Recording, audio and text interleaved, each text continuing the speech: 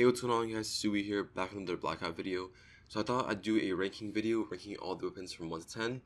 These are personal preferences based off my experience within playing the game, but I think a lot of you guys can agree with me on this list. If you think a weapon should be on the list or higher or lower on the list, whatever you want to think, let me know in the comments. I'm kind of curious to get your opinions and your top 10s. Also, don't forget there's over 30 weapons in Blackout. It's hard to pick only 10.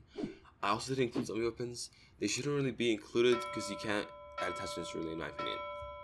Now, first off, number 10, we got the ICR7. There are multiple reasons it's all the way at number 10. The gun has really good recoil. If you're not a good varied player, this can help. So you're not aiming at the sky basically or missing a lot of bullets. It also has a solid magazine size. My main issue, however, is the damage. The gun definitely takes more steps to kill than regular weapons. Because of this, I recommend that you use at medium or long ranges. Up close, it's really not that good. SMG user can easily turn around and just turn the gunfight in their favor. I'd recommend using this gun as a placeholder in a sense that if there isn't anything better to use, just use it instead of a shotgun, pistol, or launcher.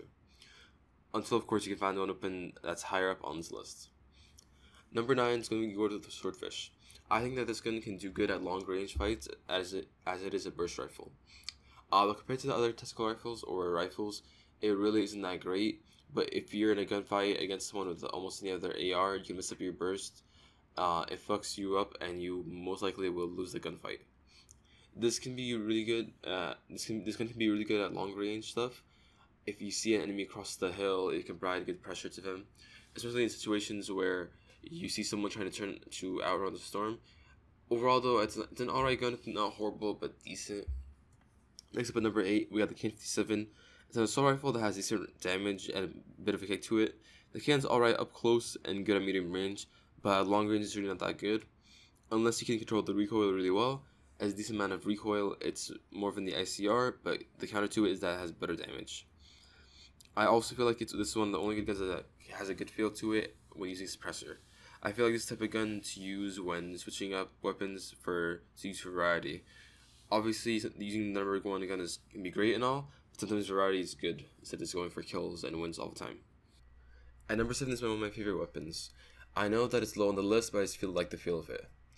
But for this list, I need to be objective as possible. So, the MX9 is decently fast fire rate, not as fast as the Spitfire, but still much better than the GKS. The damage is also much better than the GKS, only difference is the recoil. But even then, the MX9 recoil is handleable. The gun can hold its ground at medium range gunfights, and is really good at close range. Although this isn't good at long range, the iron sights are also pretty garbage though, I'll admit that. I recommend you use ELO or Reflex though, not the 2 times or 3 times or 4 times, whatever you want to call them. Since they are mainly for longer ranges, and the gun's recoil doesn't go too well with the sight. So controlling the recoil with those sights is pretty hard as it is, especially with that gun. Now number 6, next up, we get the Spitfire.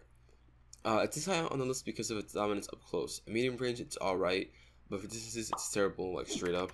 The really fast fire rate helps with the time to kill. The gun has solid iron sights that don't really need good sights. Some people might be able to handle the Spitfire's recoil, and if you can master Spitfire's recoil, you can really master any gun's recoil, to be honest. But this gun, the main reason it's up high on this list is because of how good it is up close. It can literally, I think it can beat any SMG up close. So yeah. At number 5, we got the Paladin Sniper. This sniper is the only one that can really get a one-shot, one-kill. Maybe the Koshka at times, but the Paladin is much more consistent. Paladin obviously sucks at close range, but at medium range, it's really good, and same goes for the long range. It's the best weapon at long range. And a assault rifle will take 6 or more bullets to kill someone. Even the auger will take 4 or more, which is why I think at range the gun is the most dominant. Between the snipers, this gun has the most consistent one-shot, and the Outlaw isn't a one-shot weapon at all, really. The same is semi-auto sniper, and the Koshka isn't as strong as the Paladin. But the advantage of the Koshka though is that its speed is much better.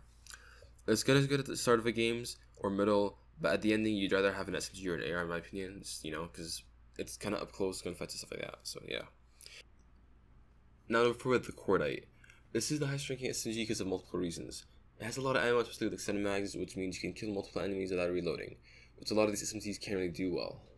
As well, the gun has good range and can compete with ARs at medium range. I say this because of the recoil, magazine size, and fire rate. It has a faster fire rate than GKS, but slower than the MX9 and Spitfire. So it could still compete up close and medium range, which is why I think it's the best SMG in Blackout. And even with the fast fire rate, it still has decent time to kill. It's not like it's a terrible time to kill. And yeah, it still has good iron sights as well, so you don't even need a sight. If you find one, that's still better, but again, don't use 2 times, 3 times, or 4 times. Just use the regular elo or reflex. And yeah, now we've arrived in the top 3. For third, I put the ABR there. This is the best tactical rifle in Blackout because it is really good at long range. It can still do solid at medium range, but up close, it's not really that great though. The gun has very low recoil and very good magazine size. The burst part of the gun leads to it being good at long range, since you can't really spray. So yeah, that's basically what I think for third. Now second place, we have the Swat RTF. This is the first DLC assault rifle. I think it's really good at medium range and close range. At far range, the gun is alright, but nothing crazy. But it's still alright, you know. The gun has really good fire rate and not too much recoil, which is why I think it's good up close and medium distances. Not only that, we could also really use it at any time during the game. It'll work well and get the job done. The magazine size is decent, so we'll be able to come up with enemies easily.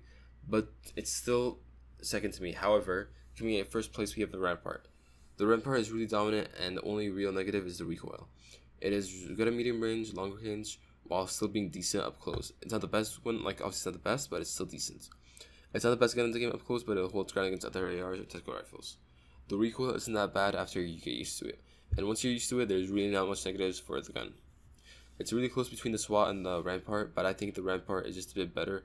They're still both really solid. I recommend using either of them. Like, even though this is first, the Rampart is still really solid. If you can't find a SWAT, just use the Rampart for the time being. So yeah, that was it for the video for the top 10 list of Bo4 Blackout weapons. This is mainly it's mainly about how I feel from my experience in the game, but it's still some of it is opinion based. Again, so just keep that in mind because I know people are gonna be like, oh my god, how could you put the Spitfire at 6 or something like that, or I don't know. I don't know. People have opinions of their own, but obviously, I still want to hear you guys' opinions, but don't act as if like yours is the best one. Obviously, I'm not trying to say that. And so yeah, just make sure let me know what your thoughts are, which is the best one for you, or which one you enjoy the most using. And I recommend, even if just to switch it up from time to time, don't always use the same weapons. So I'd recommend just, even though the first is the best one, still use other guns so that if it gets nerfed, you can still be at the game. Let me know again your thoughts and opinions down below. Make sure that's like button, button if you are new. As well, hit the bell so you notice videos or streams. And yeah, make sure to follow my Instagram and Twitter if you guys have not already. Much appreciated. And yeah, hope you guys have a great day, and later guys.